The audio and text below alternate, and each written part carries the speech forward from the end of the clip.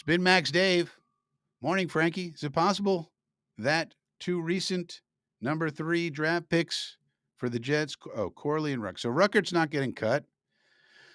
Corley, I'm worried about. I'm rooting for Malachi Corley very hard. I want Corley to make it.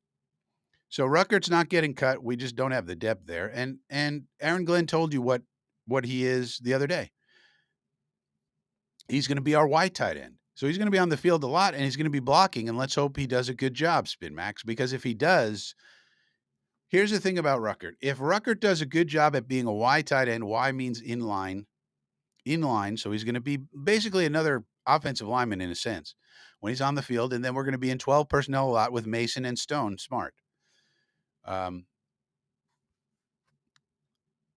So if he does a good job at that, that is a very valuable part of a team that people often forget about. Don't forget number 89 on the Lions, okay? A lot of things we got to go back to the Lions and figure out what is Aaron Glenn thinking. Number 89, Wright, I forget his first name, Matthew or something, of the Lions is a blocking tight end for them, right? And then they have Sam Laporta to catch the passes, right? Laporta is a great what they call F tight end, flanker tight end.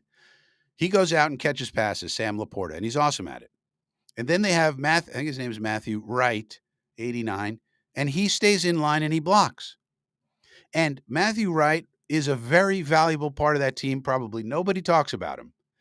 And that's going to be our Jeremy Ruckert. Think about that model in the mind of Aaron Glenn now. So he probably sees Ruckert as Wright, that's the role, and Mason Taylor as Laporta, right?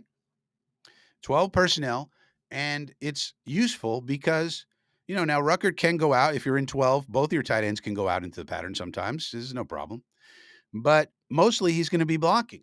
Now, the other good thing about that, if he does a really good job this year, and we got to see how he does at it. If he stinks, well, then he's going to be gone next year, but he's not going to be gone this year. But if he does a good job, we can re-sign him really cheap because he's not going to have huge numbers in terms of catches and stuff like that. So blocking tight ends come cheap, even though they're very valuable. That's one of those areas where you can save some money.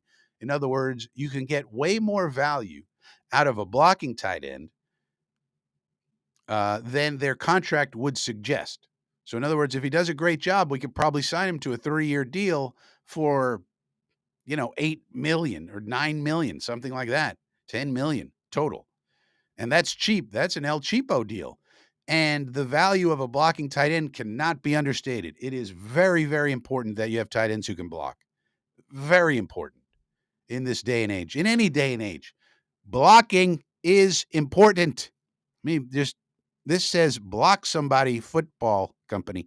We need to be blocking somebody always. No block, no rock.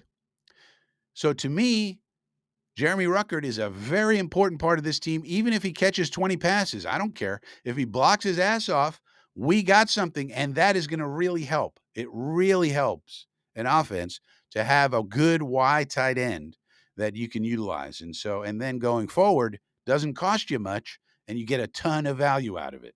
And he could expand as a pass catcher, and he could always catch passes more, etc. He's very athletic, as we know.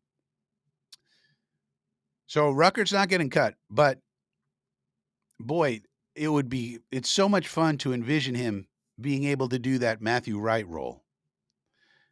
It's so valuable. So valuable. He was on the field a lot more than people realized last year. I'm going through the games.